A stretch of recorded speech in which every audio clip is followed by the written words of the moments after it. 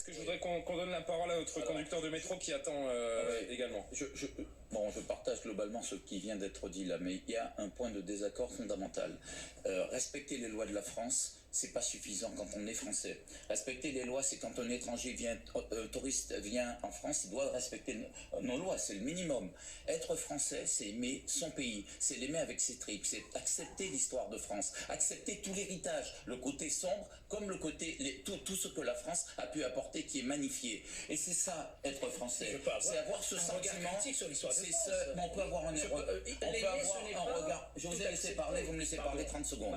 Donc, aimer la France, c'est l'aimer avec ses tripes et effectivement ne pas être toujours dans la culpabilisation des Français, dans la haine des Blancs, dans le discours indigéniste qui se développe dans nos universités et dans certains cercles de journalistes et qui pose problème et qui aujourd'hui est épousé par certains responsables politiques. Ça pose problème. Aujourd'hui, je prends l'exemple d'un certain courant de gauche. Ils ont oublié... Oui, enfin, les raisons de la violence. Pourquoi le monsieur se fait tabasser dans une laverie? Pourquoi le brigadier se fait écraser par un chauffard? Ça n'a rien à voir avec l'indigénisme. Ça a tout à fait à voir avec. C'est cette haine que vous portez, c'est cette haine que vous portez à la France et aux Français, pardon, mais lorsqu'aujourd'hui, dans certains partis politiques, vous avez l'oubli de ce qui faisait la force, l'universalité des problématiques, des droits de l'homme, du respect, et que vous êtes dans le particularisme, et que vous allez chercher la culpabilisation des uns et des autres, vous posez un problème parce que vous créez un climat qui va permettre ensuite le passage à l'acte. Je voudrais qu'on parle